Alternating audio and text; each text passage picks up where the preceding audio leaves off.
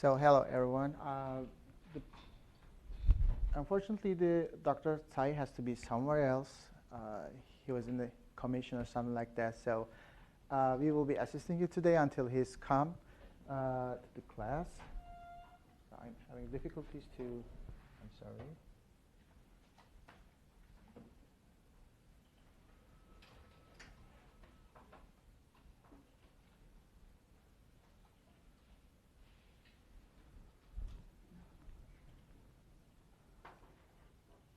It was working fine. Sorry for that.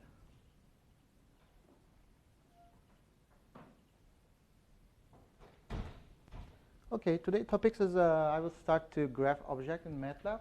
I will try to give as much as I can to show you how we can construct a graph object and play with it. After that, Louis will help us to show some examples in the gene networks in the toolbox. And then I will talk a little bit about the Tennefold suite. I'll just show how to use it. I don't know much detailed how the method works, honestly. So for the fourth, anything beyond DE analysis, maybe I can ask Victoria's help. She's better than most of us because of our being our lab member. So it's, yeah, maybe we can pass Victoria to give some insight about this topic. So let's start with the graph. So let's open the documentation to see what it is. Okay, can you?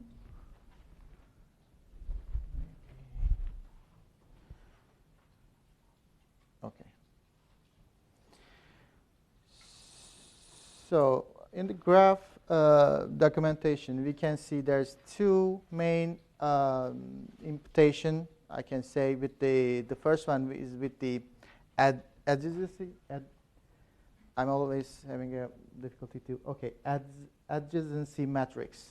So if we have that matrix, we can just input a graph object. And also we can create a graph with two variable also. This is the node in pairs. So we can just define it if we can have the or gather the data in this form, like two matrix. It shows like this node is connected with that node. So that's that basic, simple. So let's proceed to that example. Okay. These three lines is also showing us it's so simple to create. So it means like the first node is connected with the second node, the first also connected with the fourth, and so forth and so on. So that's like the showing the connections between the nodes. So when we copy this into our MATLAB command line,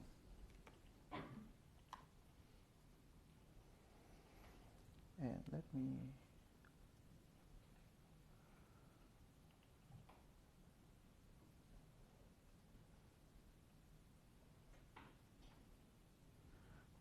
okay.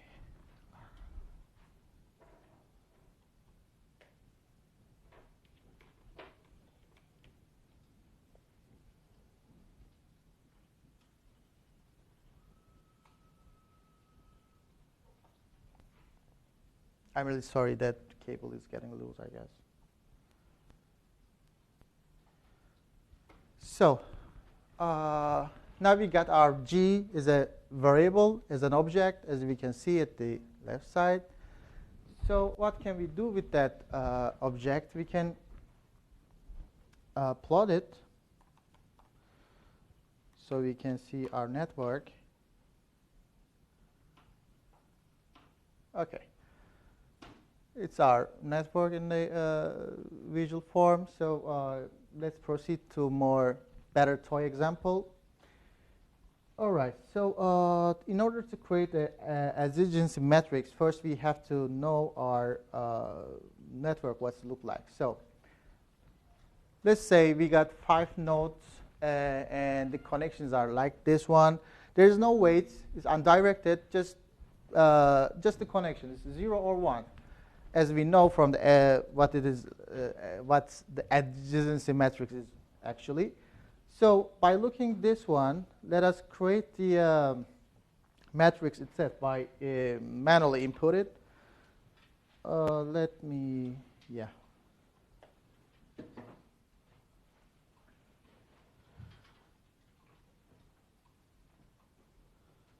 Okay.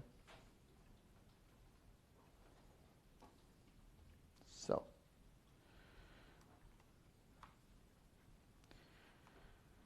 Okay, first node, and also there is no loop. So what loop means that there is no the inner connection, the node itself. So there is no loop. So in adjacency matrix, the diagonal is always equal to 0 if there is no loop. So therefore, our for row should be start with a 0. So first node doesn't have any loop. So our value is 0. So okay, then 1 because 1 is connected with 2, and 0 because there's no connection with 1 and 3, and 4 and 5. All right. So this is our basically the first row of the adjacency matrix. So let's proceed to second row. The second node.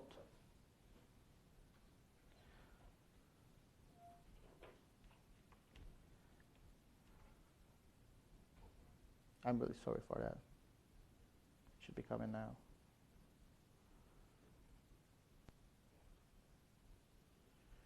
All right.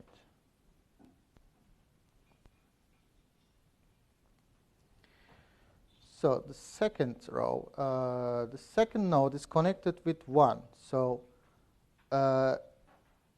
this should be 1. Second node doesn't have any loops, so we have to enter 0.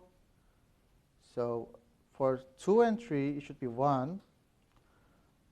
2, 4, there is no connection, so 0. 2, 5 is 1. Right. Okay, for third node, there is no connection between 3 and 1, so let's enter 0. There's 1 because 2 and 3 connected. No loop, so 0 for the third. And 3, 4, there is no connection, so enter 0. For 3, 5, let's say, 1. Okay, this is our third row of the adjacency matrix. Let's proceed. So for the fourth node, there is no connection between 1 and 4. So 0. Okay, 0.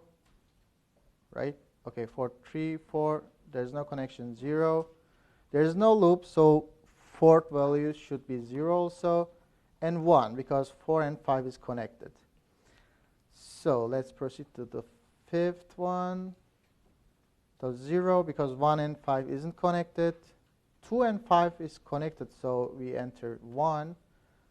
And also 1 for 3 and 5. Right? Okay, for 4 and 5 is also 1. So there's no loop, so enter 0. Okay, it should be like that.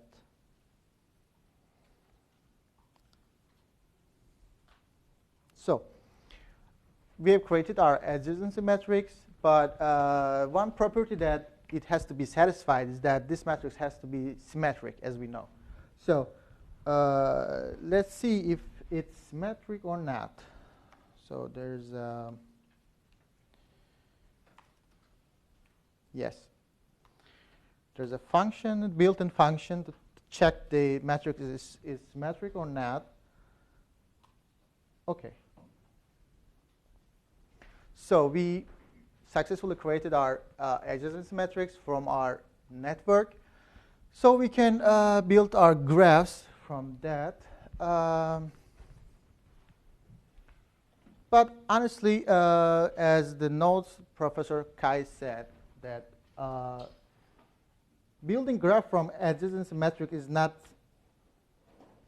so practical because it only shows the connections between nodes. There is no information, no weights. So after that, we will be using a correlation matrix instead of adjacency matrix to create our networks. So let's create our networks. G graph A. Okay. And then I will be assigning our plot to a variable because we will be modifying and play with our plot. So when I type it, it will create.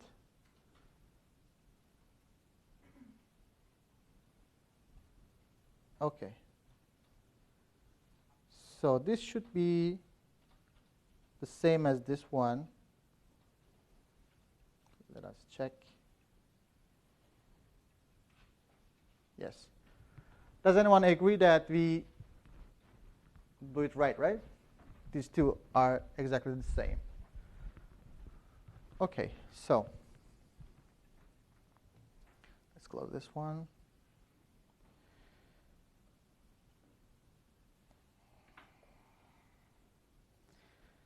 So how can we change the properties of our plot? So for example, P, and if we put dot, and if you hit the tab button, you can choose any different parameters to change with. Let's change node color. Change it to red. All right. As you can see in the graph, the node color is becoming red right now. It will be helpful for further application we will be doing in order to emphasize the some selected nodes. And also, let's see, what else? Okay, yeah. For example, edge color. So how about blue edge color? Yeah. Something like that.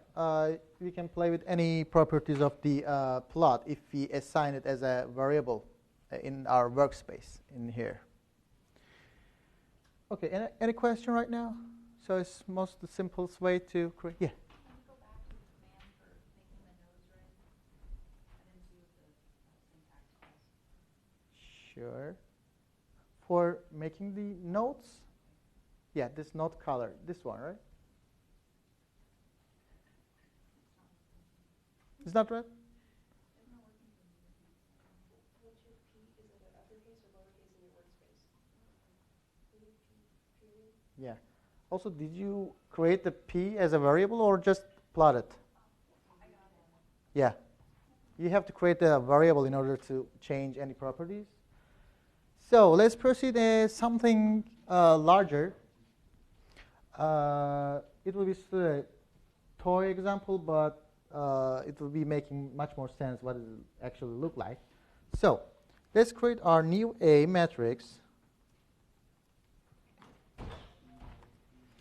with random to 20 by 20. All right, let's see what it look like. As we can see, now there is not only connections within the nodes, there is also information. These are the somehow correlation values. You can assume that because in the rand function, it creates the uniformly distributed values to assign. It's between 0 and 1. So it means like basically the positive version of the correlation values. So let's start with this matrix in order to create the network. So, and also we can say that every connection has some values. So it means that it's fully connected. Every node is connected with every node in this network. And also there's loops because if you see the diagonal values, there is something. It's not 0. So it should be like a fully connected, very messy graph, as we will see right now. Okay, let's try to create our graph again.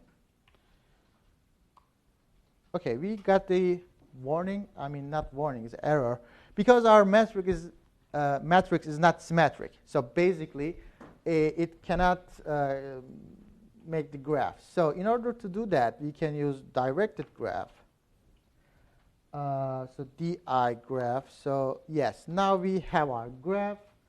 And OK, let's see how it does look like. P equal to plot G again. So as you can see that it's so messy network. Everything is connected with each other. Also the loops. So in order to get something meaningful from this one, we have to modify our matrix in a form we wanted. So it's like filtering, some cutting, or setting cutoffs to get the some information. So first, we just can try to trim the matrix, like putting a cutoff or threshold, let's say lower than 0.7 values for any cell in this matrix.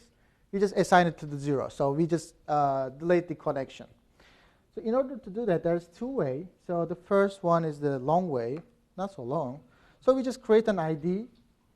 It's like assigning the cutoff point. OK, this should be done. So OK, this ID is like assigning the ones and zeros in order to our cutoff point. So every value lesser than 0.7 is assigning to 1 in this particular matrix. So after that, when we type this command,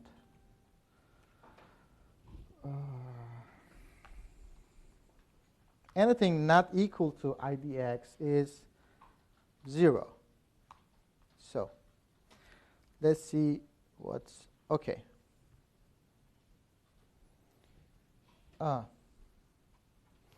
did something wrong. I should have put more than 0.7. So I put less than. So let me correct it.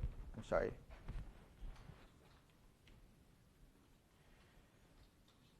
So I wanted to cut off the points less than 0.7, but instead I just did the opposite one. So let me correct it. This should be like that.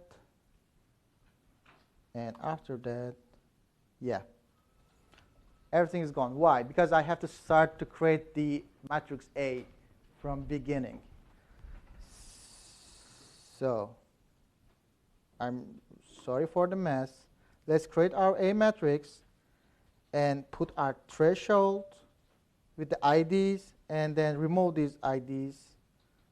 I mean, remove the values in order to these IDs, and then yes, OK. Now we have our A matrix. We just set the cutoff and deleted every point less than 0.7, and this is our more meaningful matrix right now. But it's not done. Why? Because we cannot create directly a graph because it's not symmetric right now. So let's proceed how it's seen right now. OK, let's build our graph again and plot it again. OK. Now it makes more sense because we somehow keep more important connections, not like fully connections with every node. All right? And yeah. Sure. Sure.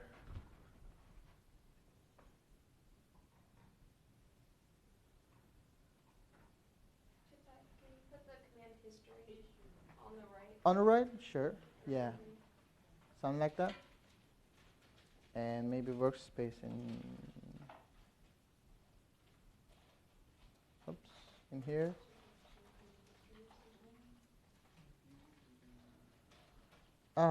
Sorry. I did it wrong, right? Okay, let me do it again. Oops. So, At the top, can you hit layout? yeah, there is no, And then dot. yeah, There you go. sure. Okay.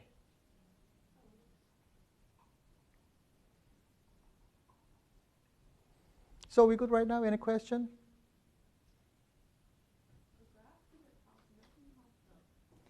So you have to, all right.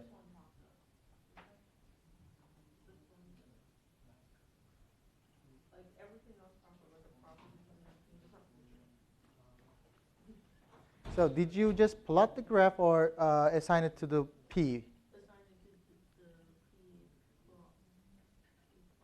Okay, if you, can I just check in a moment? Sorry.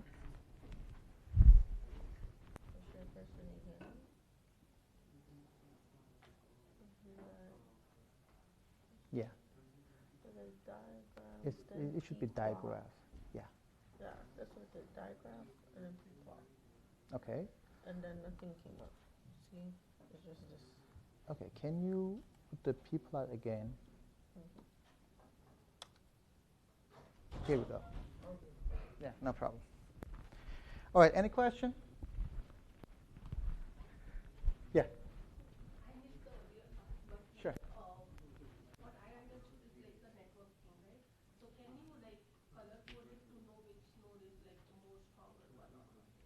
Most what? Can you color code it to see which one is like more interconnected? Like Yeah, we will see that. We will just calculate that just a couple minutes later. So we're just trying to create a network based on any matrix right now, any matrix with any information in it, something similar to the correlation matrix, not just the adjacency matrix.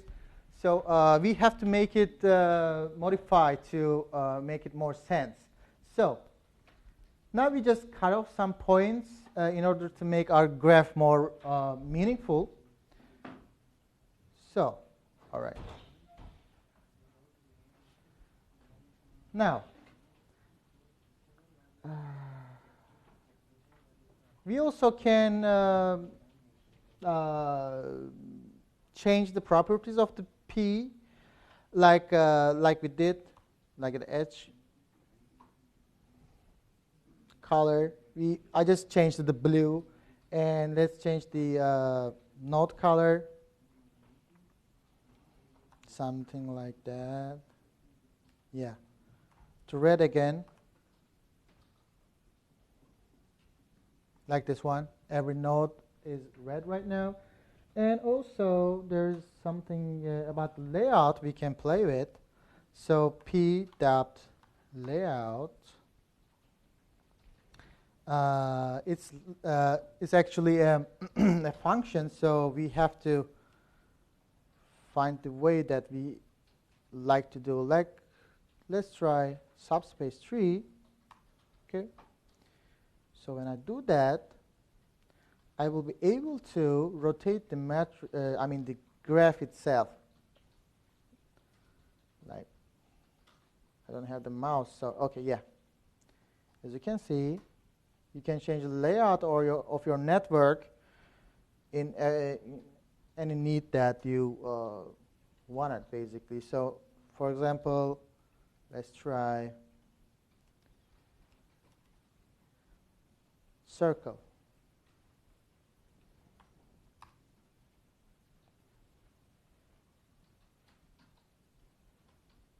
Yeah.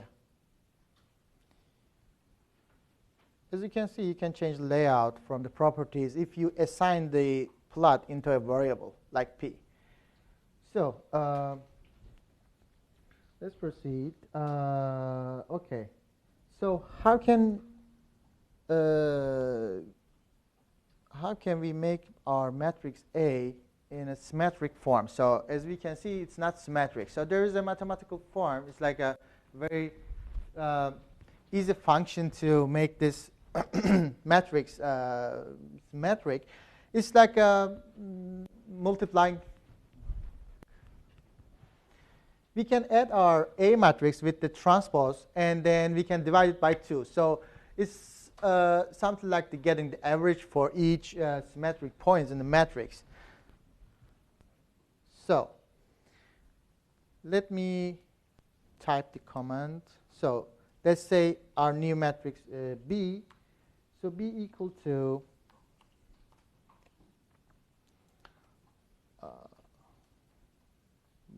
A plus A transpose. So A plus A transpose and divided by 2 basically. So it will give just make the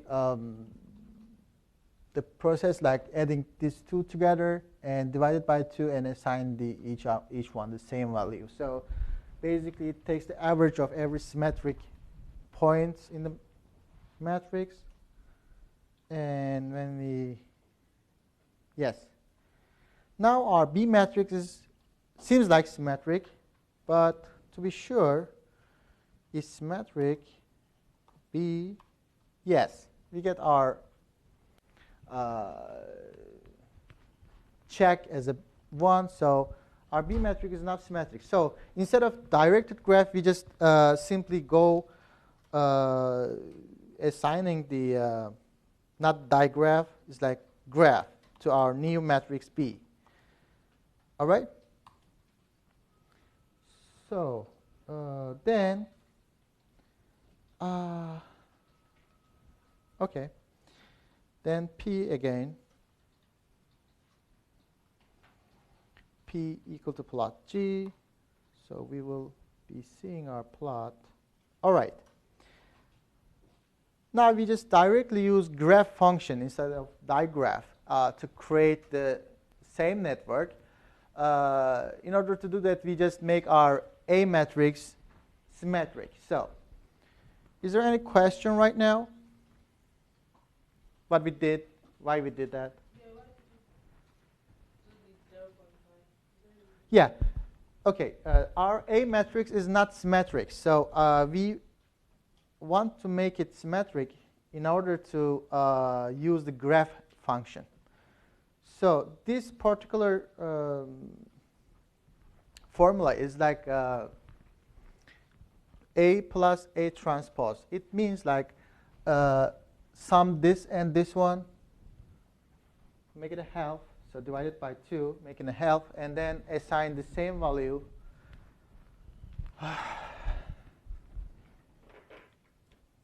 I'm really sorry for it. I don't know why it's happening. Yeah. And it was really fine till I started the. Yeah. Okay. So it's basically adding these 2 nodes, symmetric nodes, I mean not nodes, the cells, and divide by 2 and assign this value to itself. So for this one, it's like 0.44 it should be. As you can see, 0.44 for any symmetric data point. So is that okay? Okay. So let's proceed. Now we created our graph based on our symmetric matrix. It's now symmetric. And it also has value, not just the connection. So it just acts like a weighted network right now. But as we can see, there's some loops in this network, like 7, 10. Is anyone seeing that? The loops. So it's not that something like we want. So we have to remove these loops also. So how can we define our loops? How can we see that? So the loops are in the diagonals of this matrix. So if it's not 0, it means there is a loop. So in order to check that, let's say,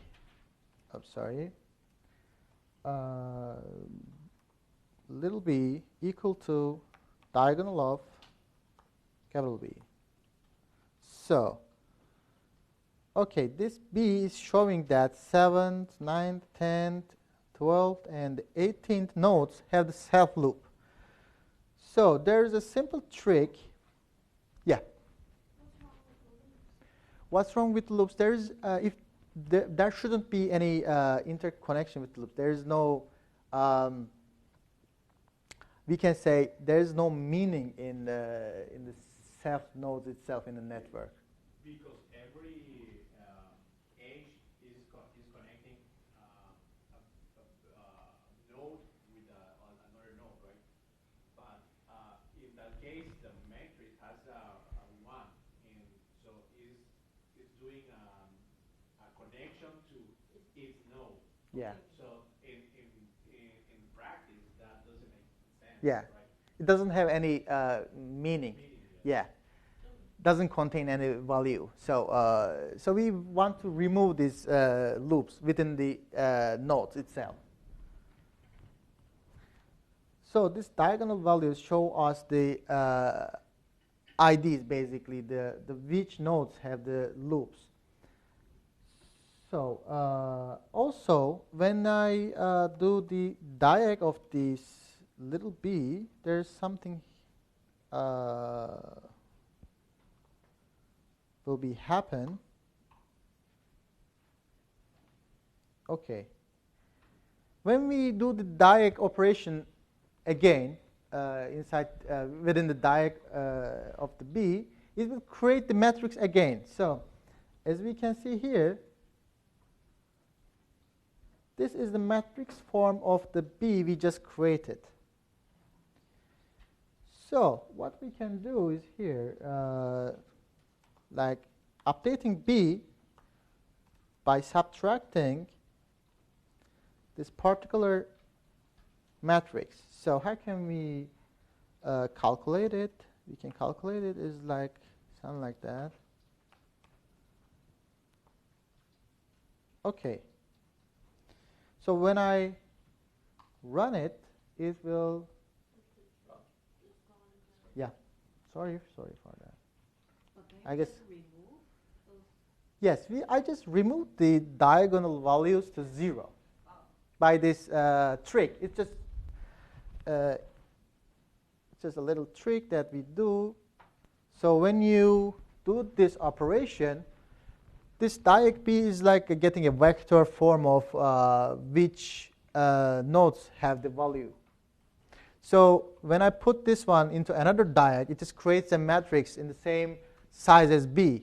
So when I subtract it from this actual B matrix, so it just simply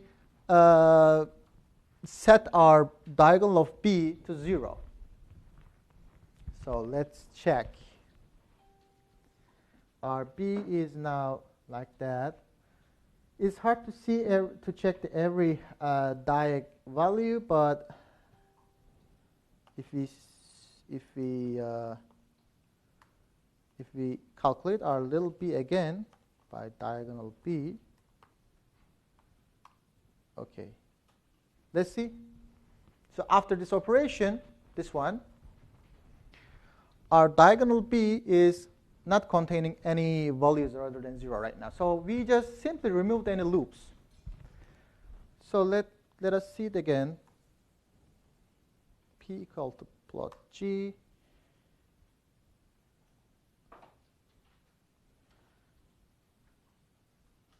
Oh, we have to create our graph again. So because we just updated our B, the big B matrix. Okay. There is something wrong, so let us check. Okay, it shows that it's not symmetric right now. Let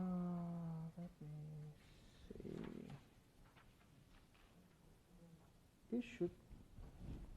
It shouldn't be like that.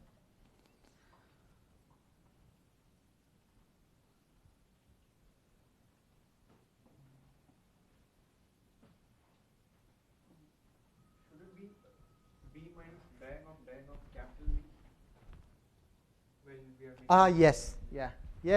I made the same mistake when I'm preparing this. So, yeah, thank you, Vishnu. So, yeah, I made a mess. Probably it won't make any correction because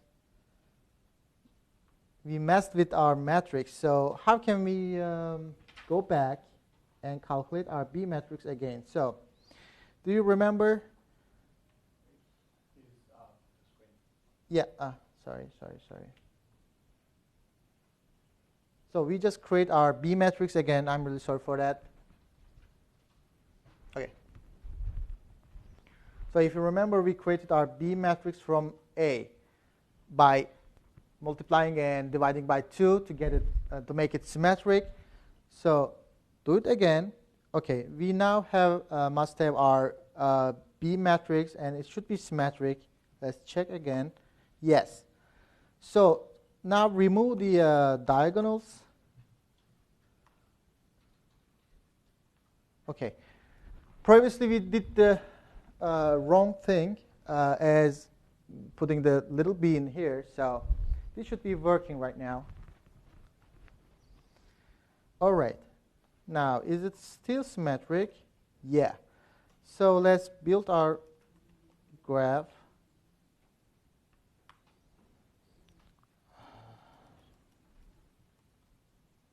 B and plot it again. All right. Now we should have our networks without any loop. So finally we succeeded. There is no loops. We just successfully removed any loop within the network. Okay, sorry for the mistake. Is there any question right now? What we did? Everything's fine? Right? Let's proceed. Okay. So also there is, I find out there is a built-in function in the graph to remove any loops. So we did the long way, actually the mathematical way, but if you put something like that, like G equal to graph B, but when we add omit self loop parameter to our graph function, it just automatically remove any loops. So it. So we don't have to remove that again. No. We don't have to go through with our little tricks and the calculations. When we do that, yeah, as long as we have a symmetric matrix, so with this parameter, it just automatically remove any loops. All right. So I wanted to show the long way and then the short way.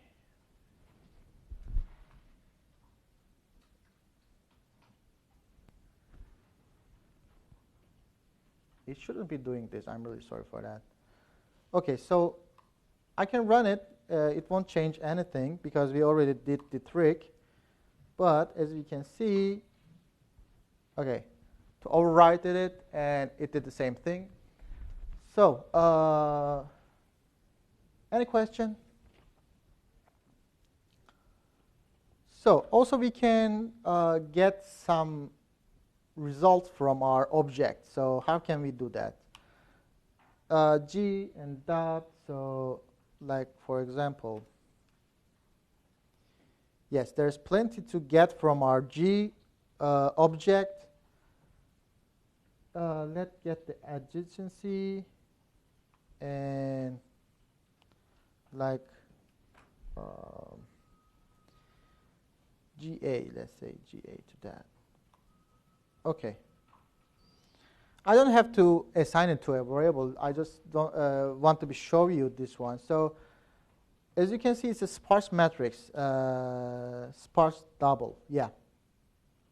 So what is actually to save, in order to save the memory, it just keeps the adjacency relationships in this format. So what it says that there's connection with the 2 and 1, 3 and 1, and so on and so forth. And there's 2 with 1, 2, 4, 2, 5, 2, 9, and going so on and on for all the networks. It just shows that there is a connection between these nodes. So this is the sparse form of adjacency matrix. So we can subtract this kind of results from our object by putting dot and press tab and like whatever we want. So let's calculate centrality. Yeah, that's the important one. Okay, from G we want to calculate the centrality. So it's kind of a function. So we have to enter a parameter to which centrality to calculate.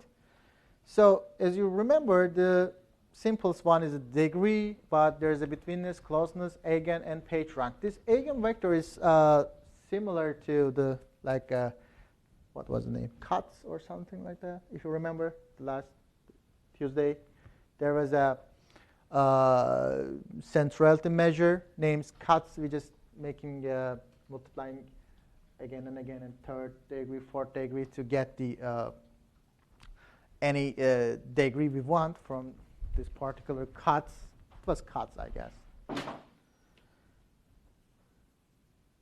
The page rank is, I assume that the page rank is what Google's version of the centrality, this page rank, as you can see. So let's go with the degree. Okay. Let's assign it to a variable. So we will select little c. Okay. So let's see what C look like. Okay, this vector is showing us this degree of the centrality for every node. So as you can see so easily, the fifth node is has the most maximum value of degree in this in this network. What can we do more? Like instead of degree, let's calculate the eigenvector and see what it looks like. Okay, as you can see, just different range of value for eigenvector centrality in the network. Bless you. Also, okay, let's play more with this degree. So let's assume that there's like hundreds of nodes. So we cannot see from a single vector to which node has the most degree or most top. So if we try to get the maximize, like max C, we can see it's 14, but we cannot see any index. So which one, in order to get the which one, we can just type something like that. IDX, let's call it IDX. And yeah, max C. Okay, this line is basically says to me the fifth node has the maximum value. So if I change the first parameter, I don't know how to call it. This one is in English, but if we assign it like max C, okay, it gives basically your fifth node has the maximum degree, and this degree is 14. So basically, we just find out that the highest degree of the centrality in this network is 14 in the fifth node. All right, so another thing in our plot, so we can highlight the particular node that we have chosen. Okay, when you type the p dot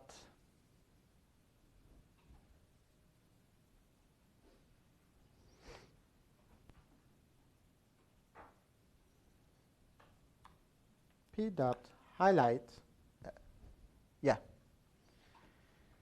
Okay, highlight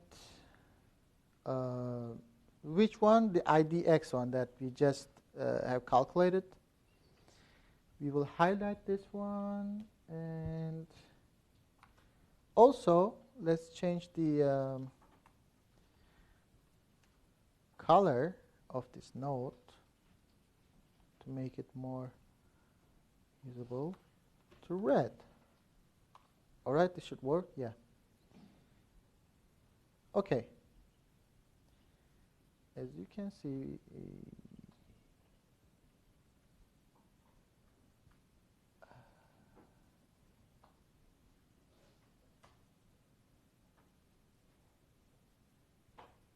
Yes, the node 5, degree 14, is like bold right now, it's highlighted, and also the in the color of red. All right. So one final thing in this example that what about making the max tree of the degree, not like the most maximum one? How can we get this? It's so easy.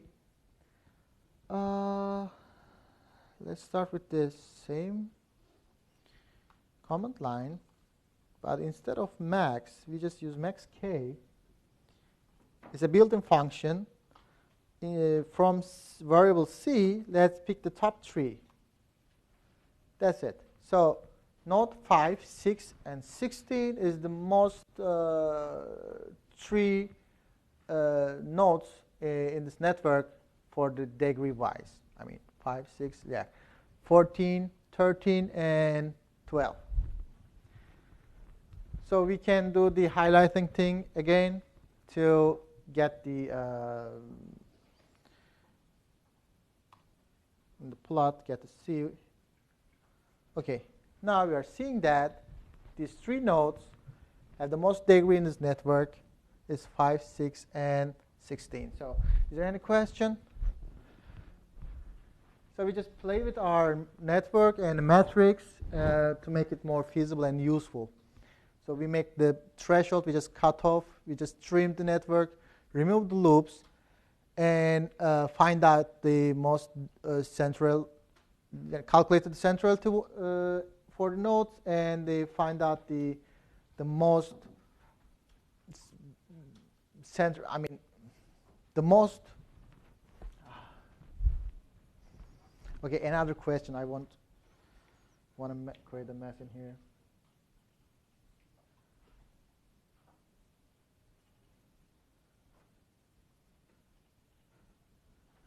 All right, another question? No? Let's do one more thing.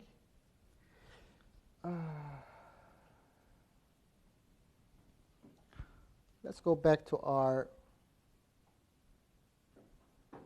documentation.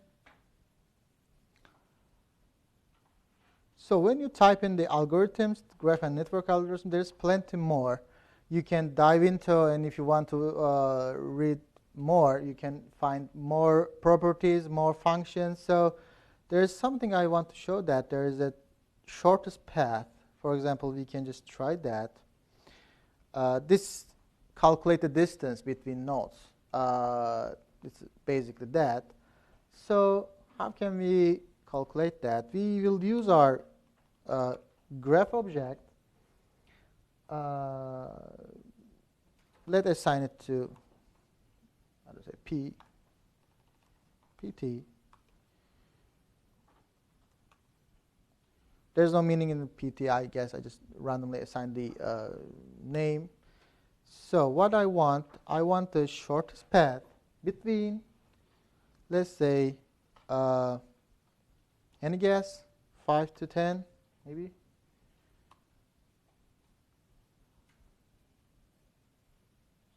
So,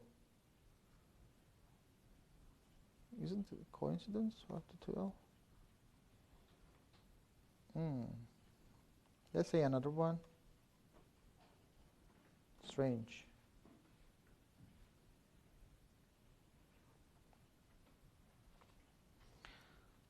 So 2 to 18. We should be doing something else, so I'm not sure why it gives that. Yeah, it should be, these are directly connected maybe, I don't know. It's just, I just give randomly the which nodes to calculate the distance. So every node I just put in the pairs, I mean, must have connected each other. Yeah. That's a good example. So between 10 to 19, it should be go to 16 first. So this is the shortest distance between 10th and the 19th node in this network. So because of there's so much links, the shortest path that I just tried to enter, it just there's a connection, so it's just one link. So, but this particular one, 10 to 19, the shortest path is 10, 16, and 19. Okay.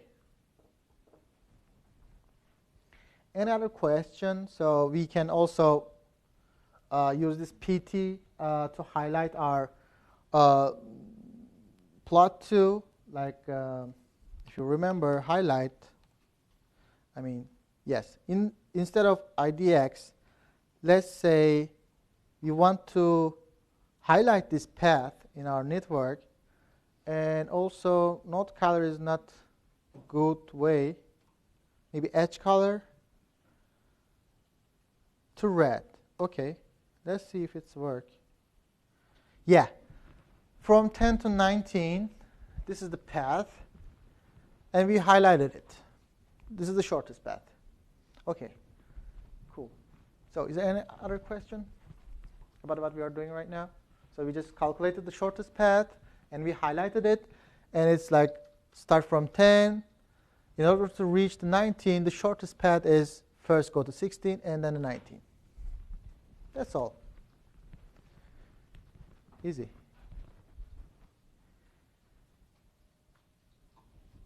And also one last thing that I have to mention, that distance and I have to say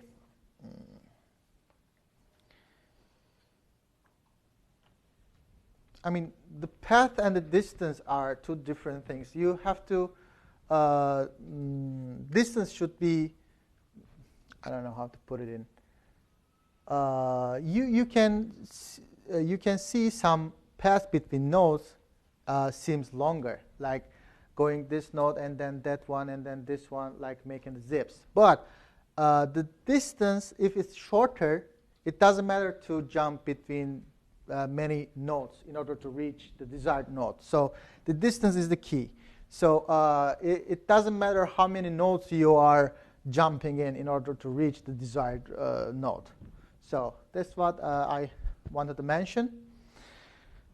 So my example in the MATLAB graph documentation and the object that is all. So I will pass after 5 minutes break maybe. Louise will take over and show some example in the toolbox. Pretty much similar things, but more reliable to our topics for the single cell. So let's take 5.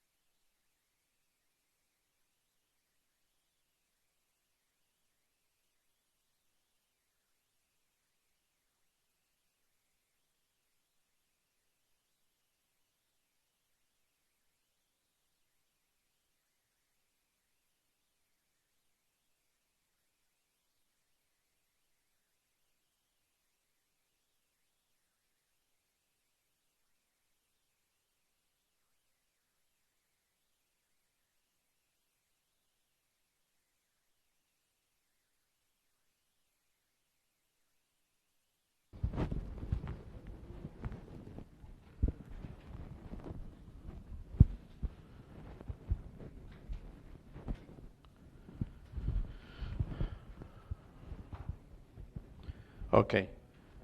I guess we can move forward with the next step.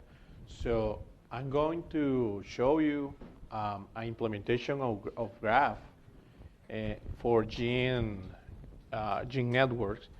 So let's to use the data we have been using for all the labs. So open the SCGA tool, import data, and load the example data. So process it, and okay, we have this, and but this matrix is too big in order to deal. I mean, if we we try to create a graph from this data, it will be it will take too long because we have a really big, a huge matrix. So we can make some extraction. So wait, we can use cell type. Okay. And oops, no, it's not here. Sorry. Is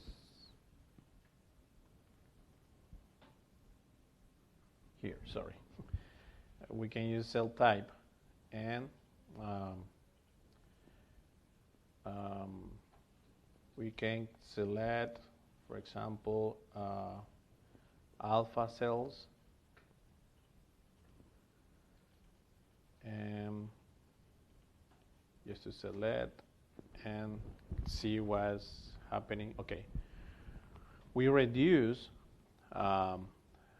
the quantity of genes, so now we can use the filter to remove some expressions, I mean genes by expressions, and try to consider 10%, oops, 10%, so we already have, we now have 13,000, so if we apply it at 10%, so we will have 4,000. So maybe we can apply 15. It's better. Yeah, it's better. So we have now 3,600 and 2,500. So this is a better matrix, the best matrix to work with, and we can save this workspace.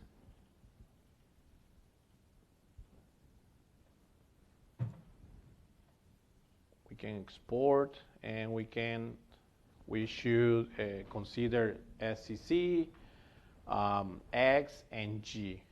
Okay, so now we have the variables here, and we can see,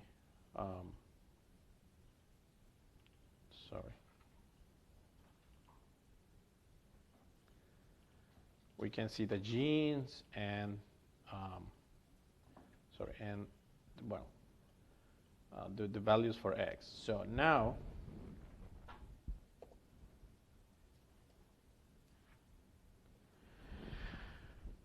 okay, let's see X. Oops.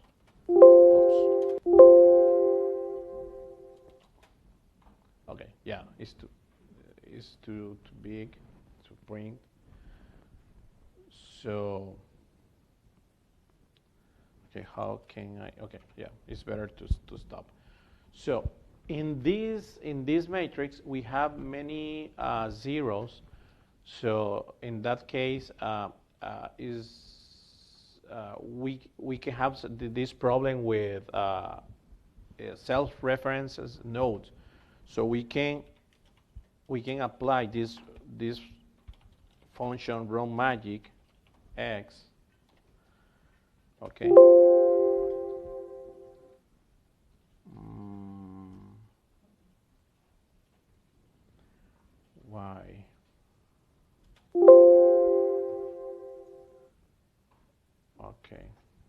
let's see.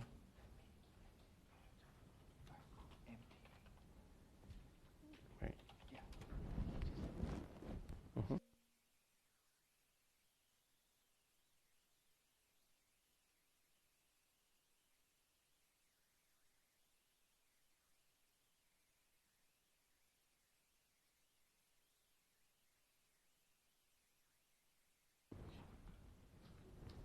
Run dot my mt underscore magic. Okay. Yes. Perfect. Thank you.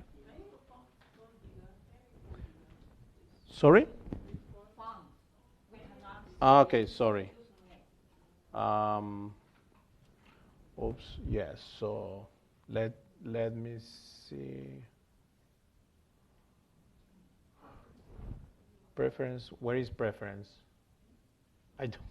I don't see preference. Here. Yes. Yes. Sorry. Fonts. Here and maybe 18. Is it better? Okay. So yes. So we apply run dot mt magic, consider the matrix X, and we save the values to xm. Okay. So we have now this matrix, and we can work with this variable. So we can observe the first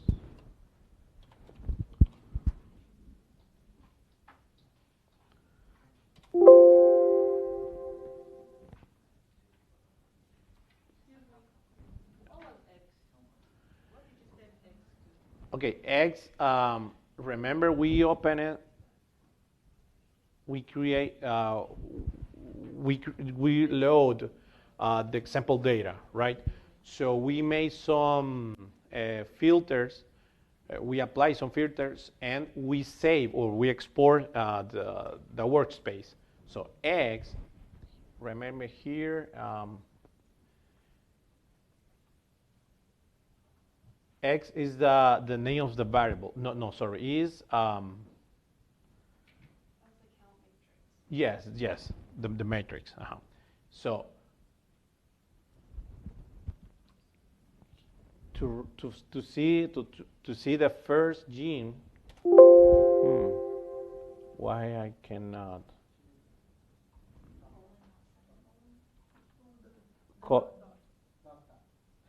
Where? Press the end button, but shift. No. No, No. back. Inside, yeah. Is To the right. one? I forgot. Instead of dot, comma, Uh it's huh. gonna be dot. Like Yeah, like that. like The this. other one, and put a comma in between. No, wait. Colon. Now. Go to the middle. One comma. Uh huh. And Then no dot. Then two dot. Okay, backspace. Uh huh. Move to the left. Move to the right. Yes. Comma. Yes. Okay, sorry, yeah. It's colon instead of semicolon, yes. So here we can see the first, let's save to x1. Okay, so here we have the first gene expression, but actually we need the transpose, right? Because we don't want columns, but instead of columns, we want rows. So here we need to save the transpose. Okay, so now we can work, and we can save into x2 the second gene expression. So we have x1 and x2, and we can see, for example, matrix correlation, or a correlation, sorry, between x1 and x2. Okay?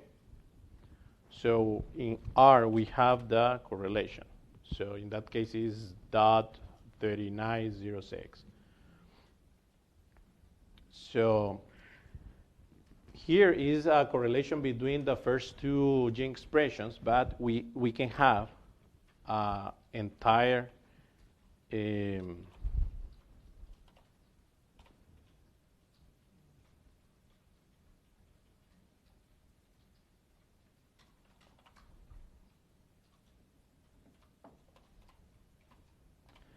and then that correlation for all the genes. So in R, it's not too. So this is the correlation for all the matrix. So you see here, you have the one's values. So we need to deal with, for example, if we try to see if this is a symmetric matrix, try to run is symmetric. Oh yeah, sorry. Okay. It is R in R, capital R, we save the correlations for all the matrix. In that case, it's XM and the transpose. Okay.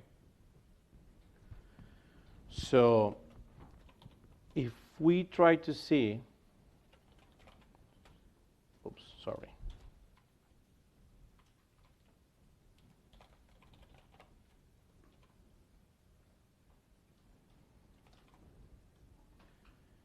if R is symmetric,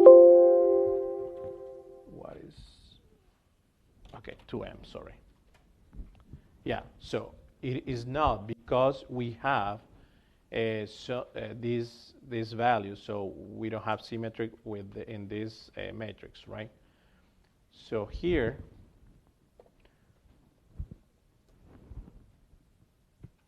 we actually this matrix is symmetric, but we have a small value. So how we can test? So try with this function max and the subtraction of the matrix and the transpose. So we have a very a small value. So that is insight or a hint that our matrix is symmetric. So we can apply to R. Remember this beautiful function in order to fix. So now R is better, so we can see, we can, instead of 1, we have zeros. So we solve or we fix this self-reference node. Okay? Make sense?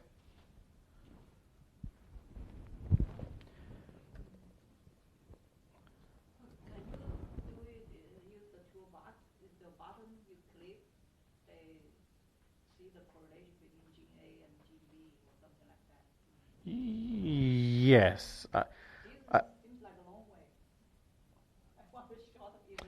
Yes, in that case, is to show the functions you can apply. Okay? Well, that's true. You have this tool, but yes, but sometimes maybe you have a situation when you don't want to install, and so this is to know, to figure out what is happening inside. Okay, so we can save the graph of R.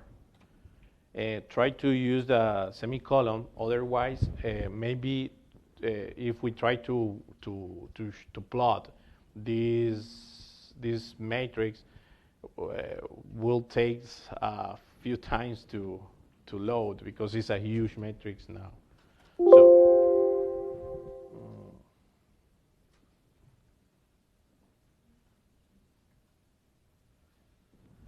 okay.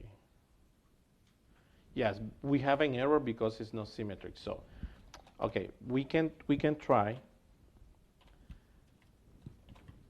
to multiply the R and plus transpose times 0.5. So, okay, let's see.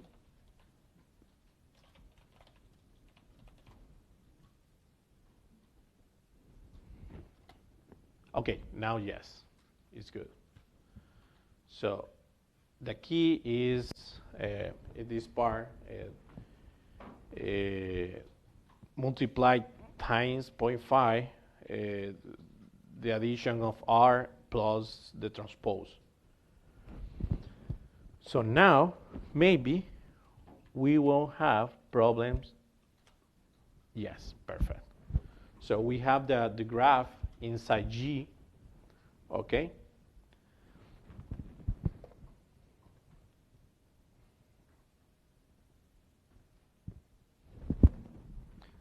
Okay, so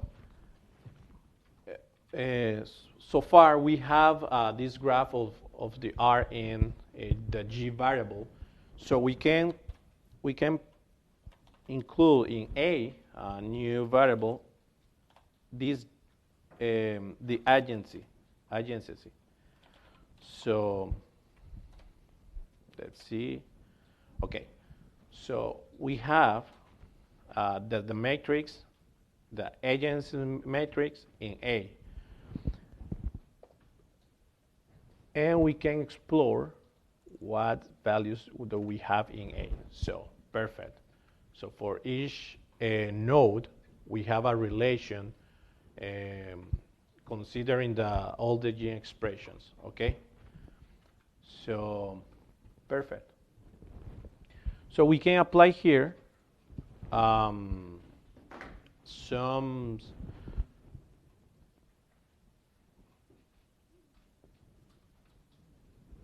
we can apply here some formulas or some codes in order to take the values less than, for example, we can see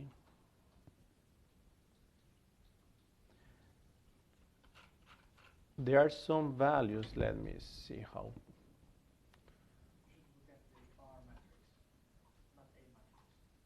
That's true. That's true. Yes. We have some values, less small values. We can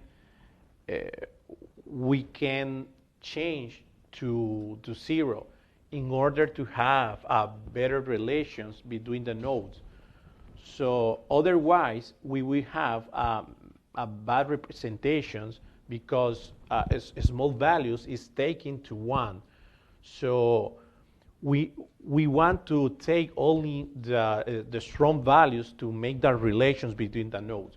So we can use the IDX equal to absolute of R, and when is minus of 35. Okay? So, sorry? No, it's because the values, so now, let's see here. Okay, all the values less than 0.35, we convert to 0. But you can see, I don't have like a pen, right? No, okay. You can see, I mean, based on the experience from the data, most of the, well, I cannot affirm if I don't have, I mean, without having a data analysis, right? or exploratory data analysis, but most of the values, well, not most, but many values are in the scale from the 70s, I mean 0.70s. So we made a change, and we say not only for 35, but instead to 75. So we take all the values less than 0.75 and change to 0, okay? And again, we save to G the graph of R, okay? And we can plot.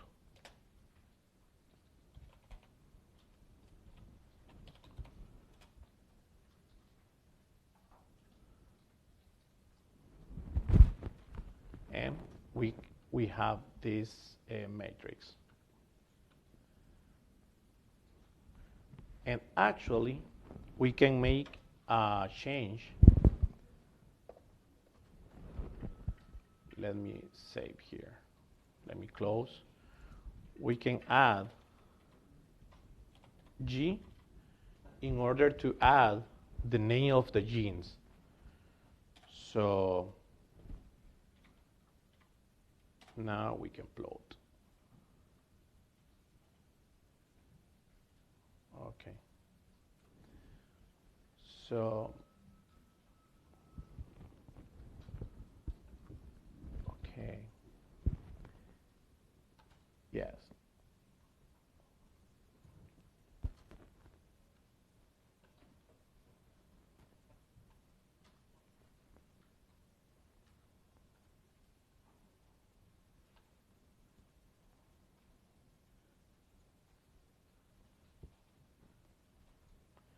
Okay, we don't see the names. Why?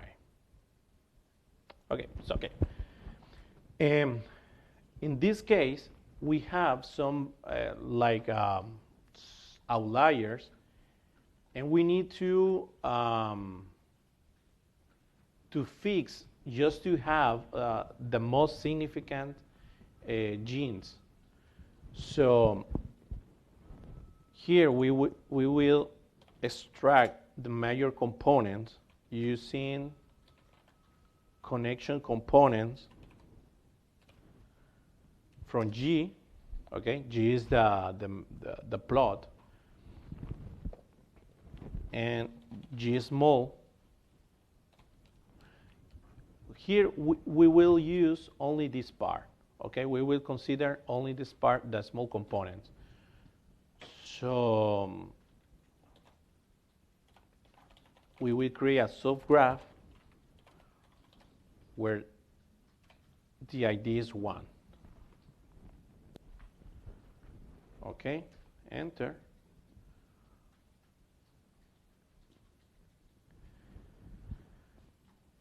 So we have a subgraph in G small, and we can plot G small.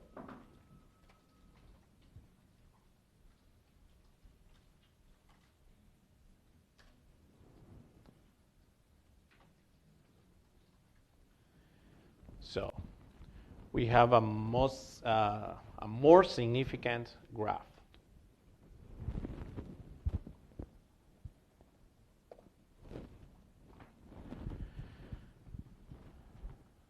Okay, so now we can apply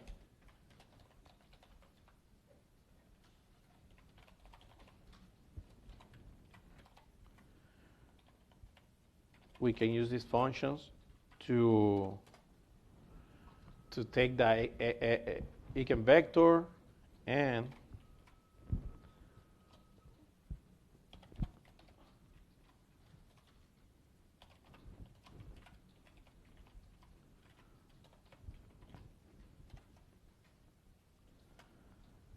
this we will highlight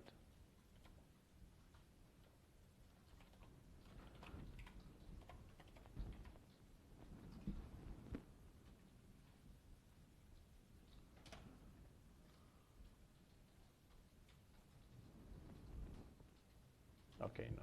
Let's see.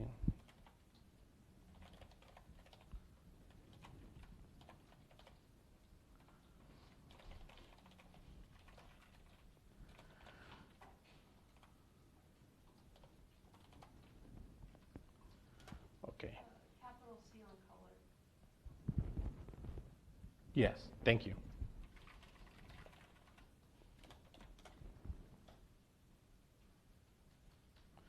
Perfect. So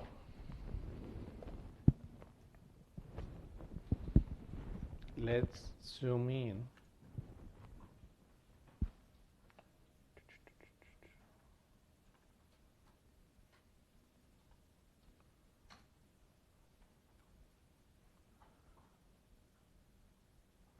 Yeah, it's, it's not the best.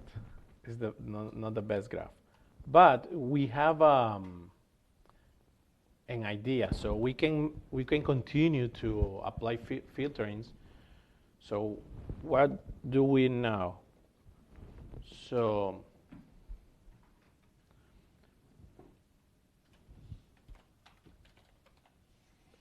let's take the names of the nodes.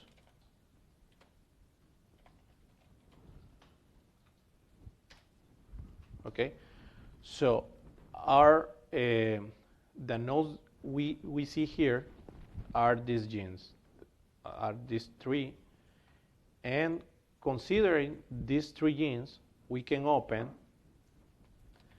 again our SCGA tool. Oops. Okay, sorry. Here.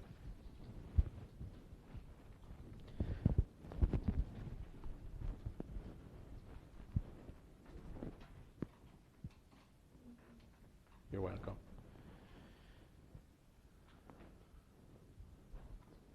Yeah, basically we are plotting these three genes, but we can create a better representation, and we will use our tool considering the current workspace. Okay, so we open, and we can see.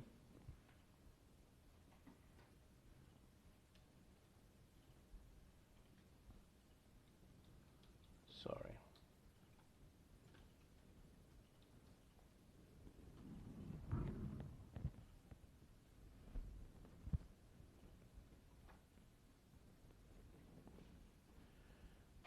We can select this icon to create the graph or build the GRN, and we use all the genes. Okay. Okay. So we already have this graph. We can use these options to change the layout or how we see the matrix to see different representations. Okay, and we can use a change cutoff.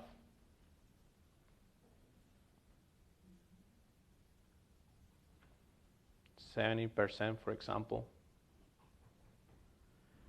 to see more significant relations between the nodes. Okay, and obviously we can see different representations. Okay, using this change layout.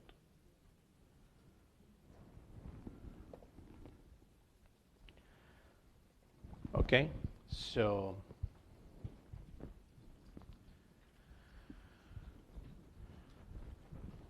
okay, this is one, just to finish this part,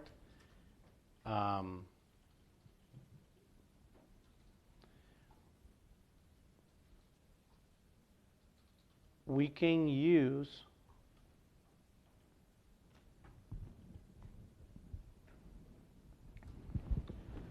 um,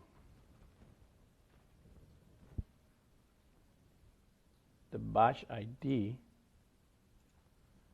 we can group using the batch ID.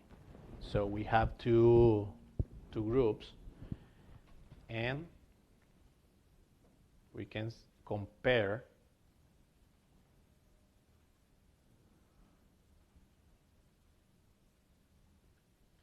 oops. No, wait.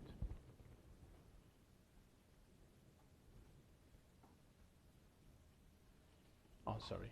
Here. No. Sorry. Yeah, the next one. Yeah. We can compare two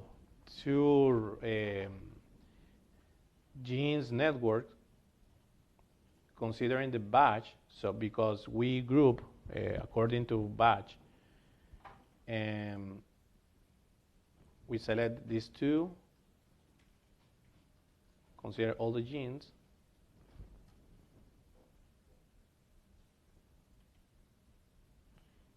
okay, perfect. So we have the two different batch, and we are comparing. And remember, we can use this cutoff, 70%, for example, and change the layout. So in that case, yes. So we see the genes in the same order, but some connections are different. Okay, so this depends about your what you are doing, and the representation, and how you are doing the analysis. Okay, you can prompt actually. Where is the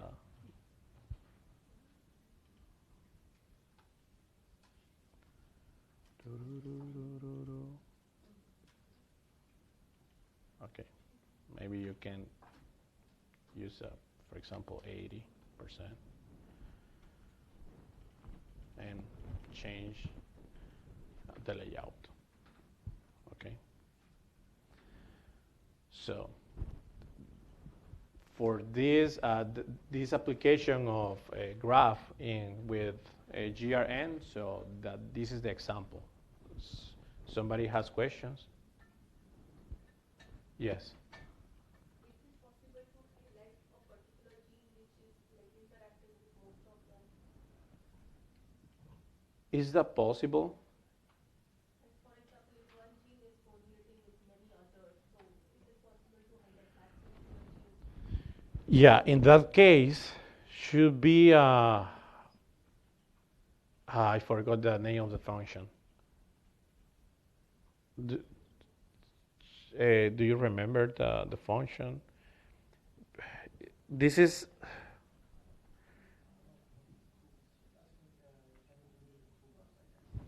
in the toolbox. Where? There is a function in MATLAB, I know, but I don't remember the name of the function, because, yes, in that case should be the node which has the most relation or more connections, but I forget the name now. But that is possible. That is possible, right, Professor? Okay. Okay. Yeah. So. Basically, you need to calculate which gene has the most connection, right? Yes. Yes. In graph, yes. In graph theory, Degree, yes. the degree, yes. There are a couple of implementations, but here, for example, maybe we'll take a time to process, right? But yeah, that is possible. That degree, that no with the greater degree in that case. Mm-hmm. Yeah. Okay.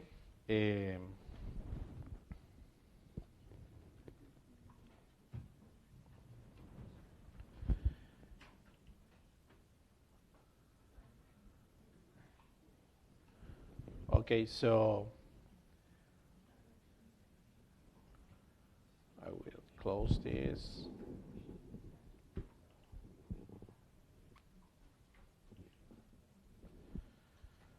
Okay. Oops. Oh,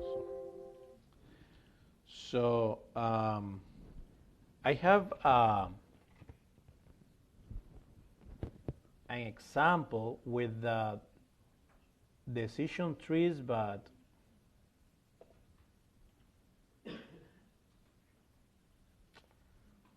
maybe we can move forward with another with other examples. Chad, do you want to show?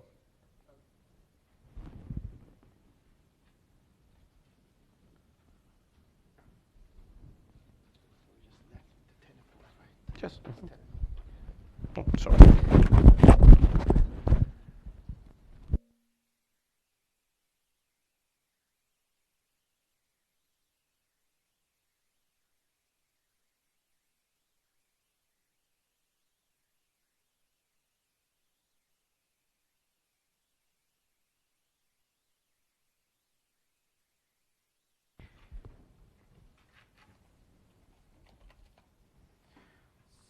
So, okay, let's open the toolbox from our single cell experiment object in here.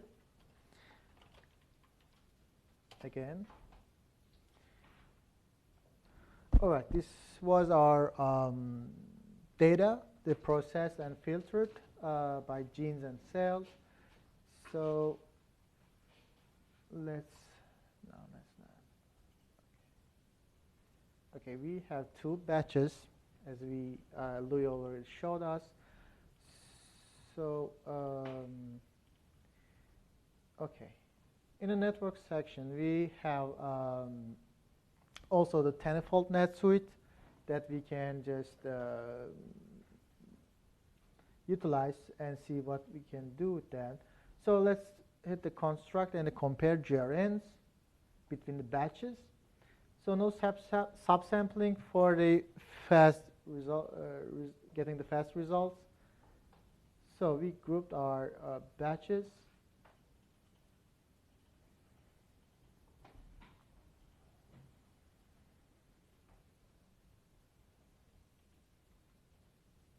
All right, it may take some time.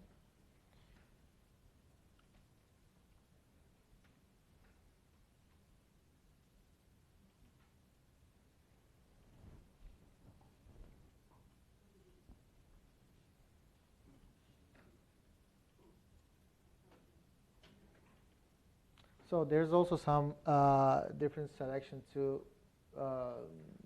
utilize the tenfold, like knocking out some genes. But I don't have so much experience on that particular, field. So maybe you have time to dig down more. But for this one particularly, it's about to finish, I guess. So it will create a list of the genes with the batches to compare which one is different than another.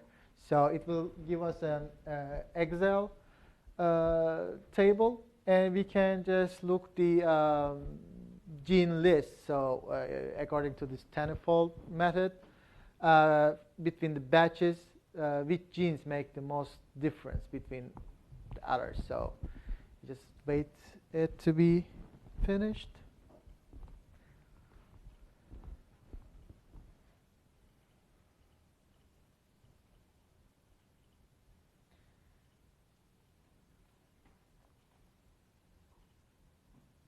So maybe meanwhile, we can talk about the DE analysis, the beyond DE analysis. So I'm sure that maybe if Professor allows me, maybe Victoria can give some insight about the information about the DE analysis, the beyond. So what's the point? So if it's all right.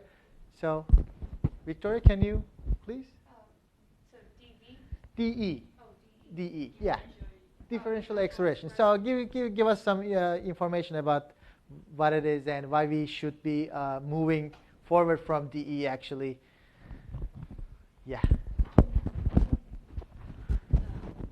Yeah, maybe you can come here. Sheryl's on his way now too, so he can discuss the full outcome. Okay, that will be cool. Yeah. Yeah, if you have time, yeah. Along the lines of like connecting what we're doing right now in lab with building gene regulatory networks, and then what Chitai just brought up with DE is you can actually build gene regulatory networks using your DE genes. Okay. Thanks. I'll come up there, I guess.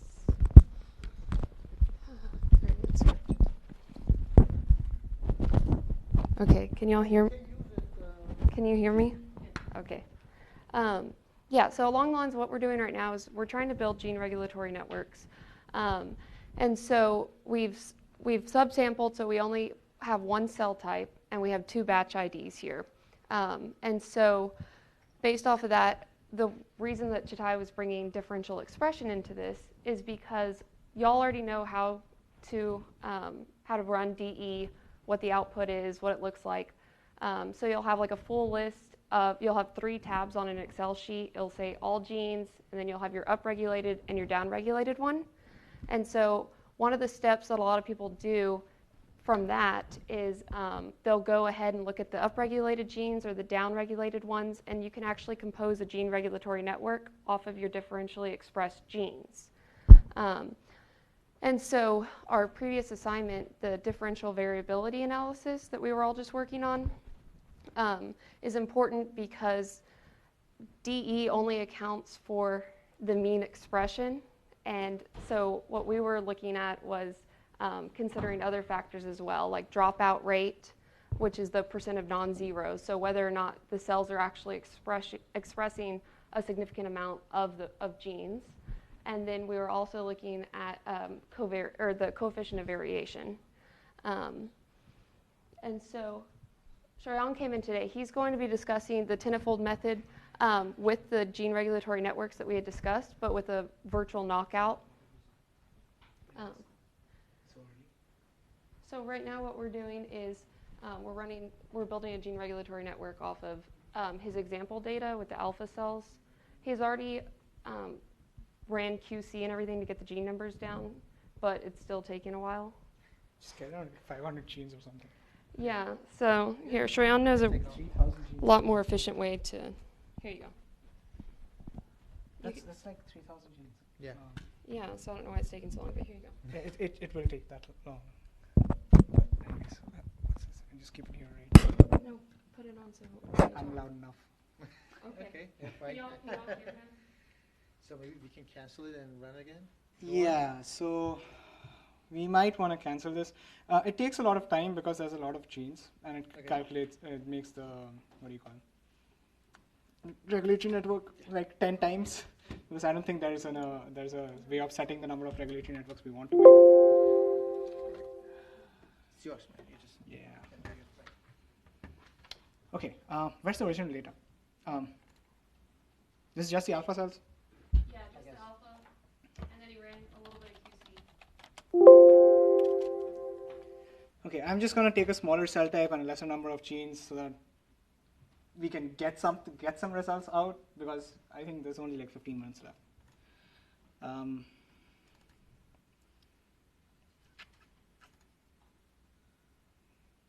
Okay, let's see.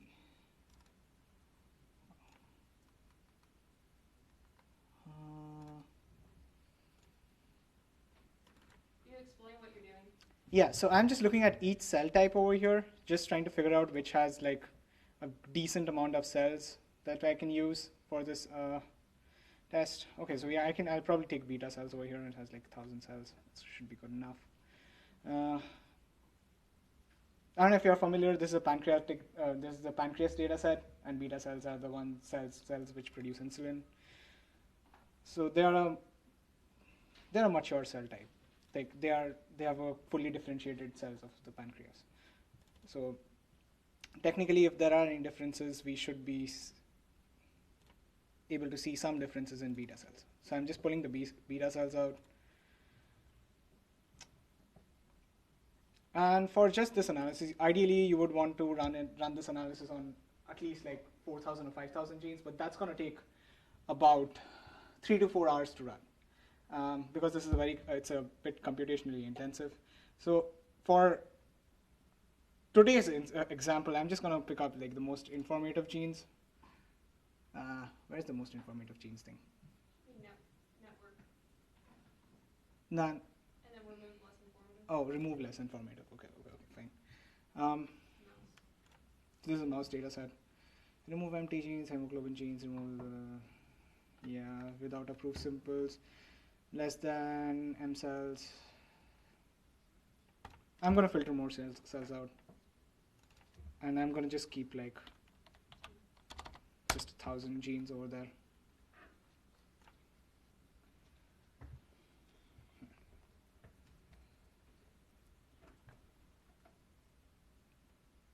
Cool. So this is the data set that we have. Just to visualize it as to what it contains, these are the two batches.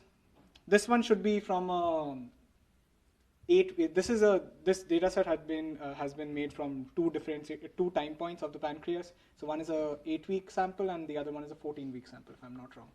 So this is the same pancreas. It's just developing over a time series. So I don't know which one is which at this point, but let's just run it. Network. So we have very less cells, very less genes, and this should run pretty fast. So we are doing virtual knockout, or we are running KNK. Okay, so we are just doing 10-fold net then. Okay. Okay. What does each button do? Okay. This button is 10-fold net. It basically compares the gene regulatory networks which are created by with the cells from each sample. So it doesn't necessarily tell you the differences in means or differences in variance of those genes in those samples, but it will look into both the networks. It will align both the networks. It will just tell you if the particular gene is differentially regulated or not. That is, if that gene has the same genes which control it or the same genes which are being regulated by it.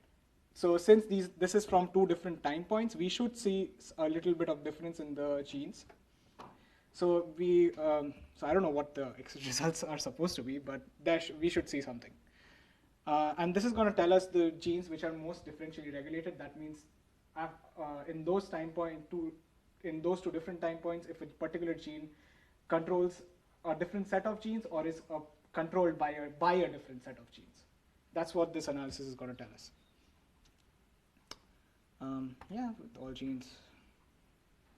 Yeah.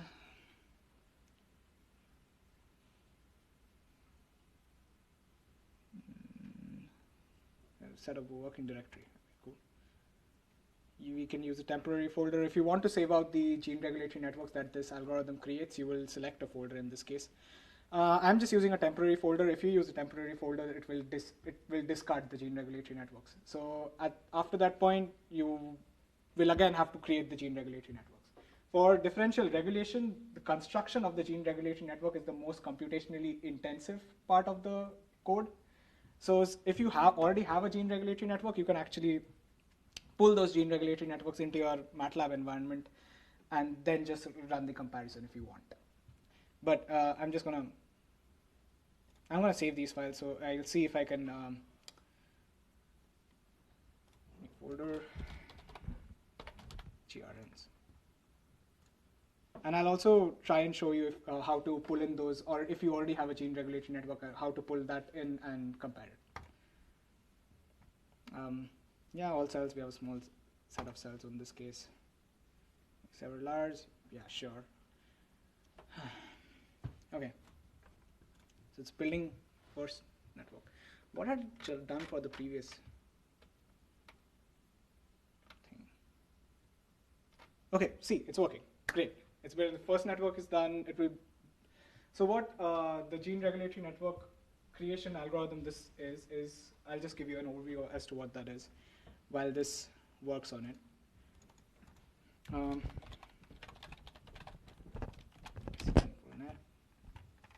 Let's see if I can pull up the paper.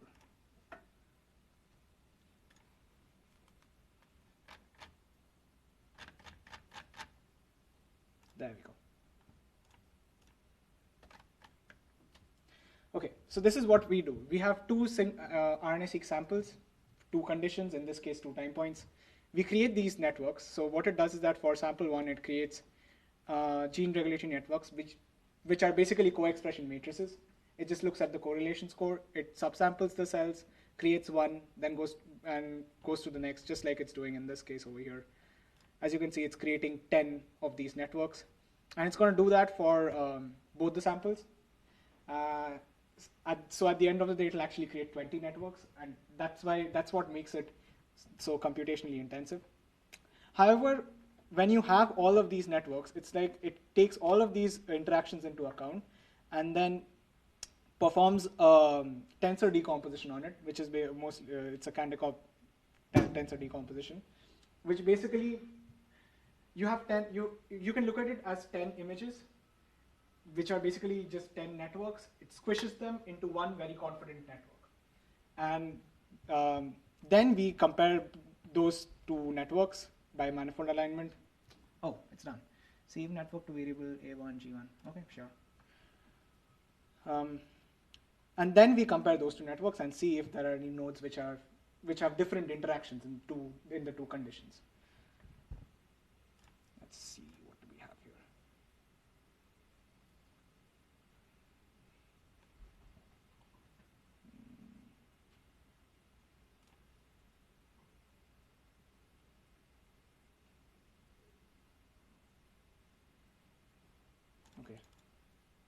Okay, this is one of the networks that has been created over here. So this is the denoise network. So this is going to be in our case, a 1,000 by 1,000 matrix, which basically says that this is all the 1,000 genes and their interactions with all the 1,000 genes in this case, in the data set.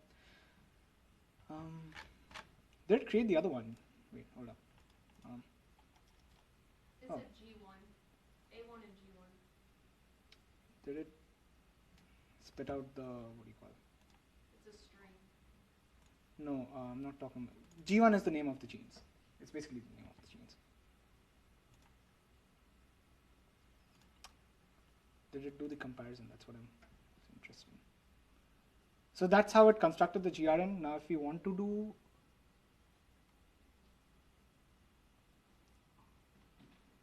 so we have built the GRNs, and if you want to construct and compare, and this button basically compares both of them. Professor, is there a way of pulling in the already made GRNs? No, right? Yeah, okay. So we'll just do the same thing. Since it didn't take much time. It's okay. So now that made a GRN which consisted of only one of the whole time thing. Now it will create the same thing for 2 time points, and it did that, and we have the results because we had already made the GRN, so it was way faster in this case. Result has been saved into okay, so result has been saved into a temporary folder on the machine, and this should be the one. Okay.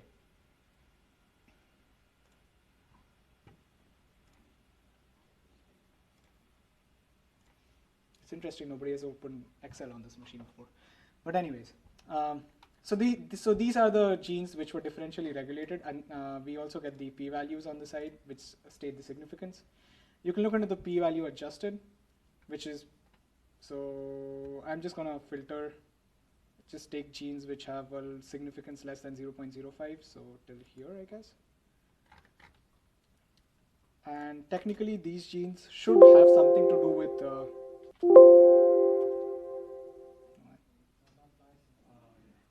can't I copy this?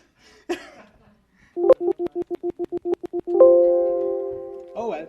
Anyways, this is so since this was the data set which compared to the pancreas development in 2 time points, ideally these genes that were the most differentially regulated in those time points should have something to do with insulin function, and these were beta cells, so something to do with insulin or pancreas, and should give us some insight into what is actually happening between those 2 time points in this case. So I'm just going to do a gene set enrichment analysis. Just go into enricher, just paste in the significant genes. Oh, I cannot paste the significant genes. I'm just gonna get that thing onto MATLAB because for some odd reason T should be the, yeah. I can copy here, right? Yeah, we have license on MATLAB.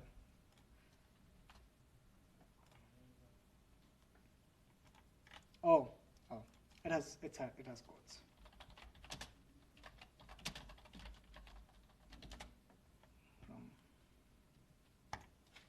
No, this is just a nifty online tool which just it just removes the codes on each word.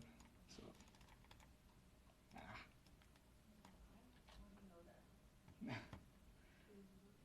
Why do they have codes to the gene?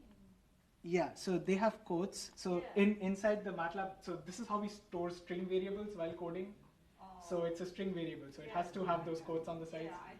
Yes. So I wonder when yeah, so there are very nifty online tools which actually do something, changes commas to new lines. I don't know how to just manually delete the Yes. when you copy to the Uh-huh. online tool. Yeah, so it removes the codes from there. So you can just, I'm just gonna, there you go, without the codes. And then we can look into the pathways or the ontologies. Let me just see. I don't see anything, but there should be something on there.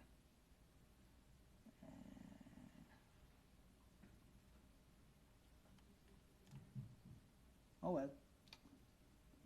So it says something. It has something to do with type 1 interferon response, which is interesting. Yeah, that's why most of the time it doesn't make sense. You don't know what you get. Yeah, but I don't think this is a that different of a data set because these are already very similar samples. But if you have something which is very drastically different, like if you have a healthy or wild type condition, or healthy or disease condition, or a knockout or a wild type, in this data set, this is actually just the same cells across 2 time points. So I don't think we can find a lot of differences on this data set. We might be able to pull up some other data set. Do we have another data set we could work with? No, but I think we're running short on time. Yeah. Do you think maybe you could show the gene regulatory network with those genes Okay. across the samples? Okay. So for that, we can just create a network.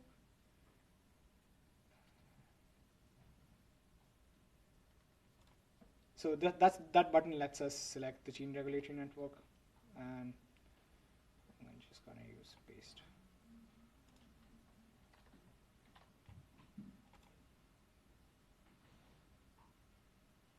Okay, so that's the overall connection. I'm just gonna do it in a batched specific manner. I'm just gonna pull off one batch out.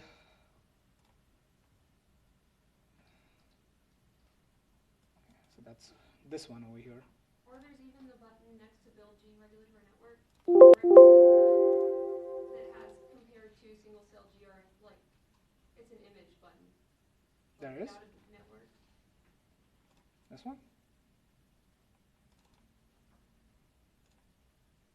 Oh, great. I didn't know this function existed in the toolbox. That should do it.